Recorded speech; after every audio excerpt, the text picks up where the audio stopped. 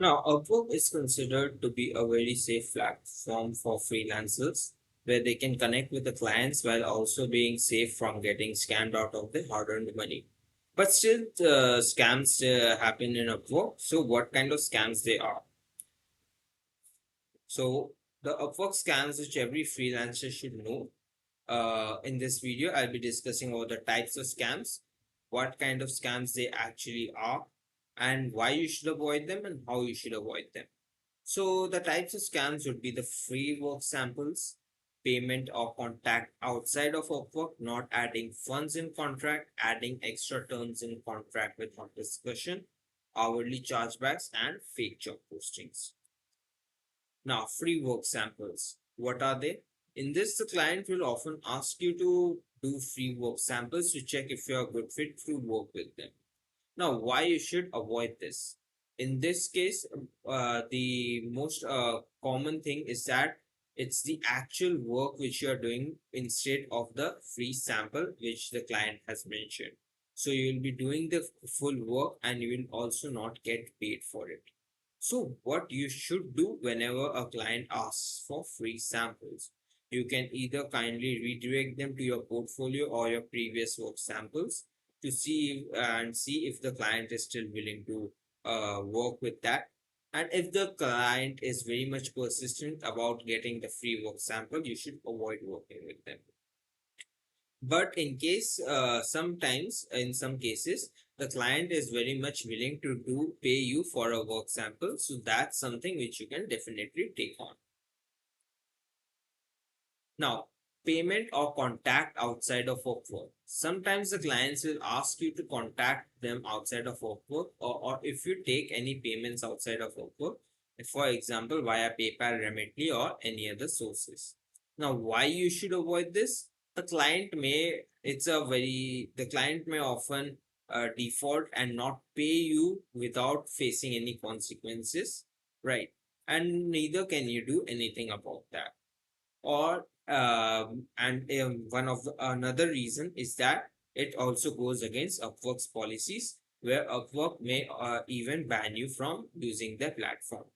So what you should do in this case, you can kindly reject them for doing this for the time being, or if they are really persistent about doing this, when discussing about the contract and all, you can either avoid working with them or you can report them to Upwork. Not adding funds in the contract, right? Whenever a client sends a Upwork contract, they would be need to add a certain amount or the full amount which was discussed according to the contract as funds in the Upwork, and the funds is often held by Upwork, so that there is no default payment or other cases in this case. Now, why is this bad whenever client doesn't add any funds in Upwork, right? This is bad because in that case, sometimes it happens that the client will uh, just simply not pay you after they have received the work and simply ghost you. So you would be cheated out of your money. Or in some cases, the client may get busy and may not, respond to you for quite a long time. So the amount which you are supposed to be receiving would be delayed by a lot of time. But if the contract is funded, in that case, what you can do is that you can submit the work and receive the payment within 14 days. But and if the client is also trying to default after the contract is funded and the work is given, Upwork can also step in and mediate between you and the client. Now, what to do whenever the client is not adding the contract funds in the contract? You can simply state to the client that you cannot start the work before the required funds is added. Now, adding extra terms in the contract without any discussion. Contract often contains the terms for the task which you have discussed with the client. But in case of additional terms which is added in the contract, it will be very bad. For example, if you have decided to scrape one side for the client, and while you are receiving the contract, you are receiving two more additional sites name in the contract for web scraping, it can be bad because what you then you would be obligated to fulfill the contract without receiving the right amount for three websites. So what you should do in this case, you should simply not accept that kind of contract without the proper terms. You can and talk with the client to adjust the amount or fix the terms in this case. Hourly chargebacks.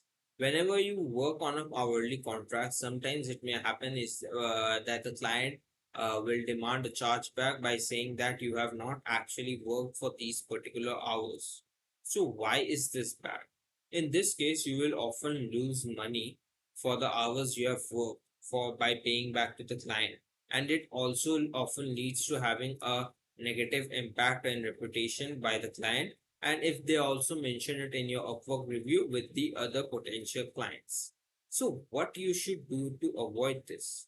So you should always use a work diary from Upwork, which is provided by Upwork, to log the number of hours you have worked, where the client can also see the number of hours you have worked along with uh, the number of hours you have generally worked and you have put in yourself. You can also discuss the number of hours you have added with the client on a regular meeting, while also explaining the details for the hours you have worked, so that they are also clear as to why the number of hours has been quoted. And if they have any kind of doubt or any disagreement with you, you can discuss it out and talk it with the client at that particular meeting. Now, fake job postings. Why is this bad? Right, because there is a vast majority increase in fake job postings in Upwork nowadays. This is bad because it often wastes your connects, right? And oftentimes there are only freelancers who are themselves are just looking for how other freelancers are approaching their uh, Upwork proposals, right? Or some for other miscellaneous reasons. So how you should spot fake jobs? Fake jobs often contains very irrelevant job descriptions. Like sometimes I've seen jobs which were just having random words mashed together in the job description. The description is too short, right?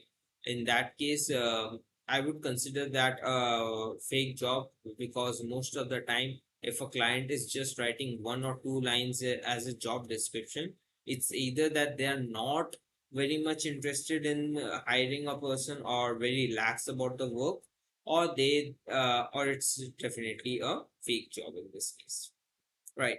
Or it may even seem like a chat message. For example, the job description might start with, "Hi, Emily, and this, as discussed, we need to do this task," right?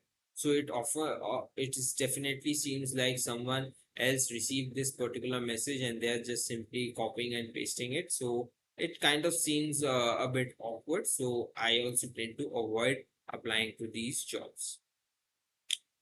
Thank you for watching. And if you have any thoughts or suggestions which you want to share, please share it down in the comment section down below. Thank you.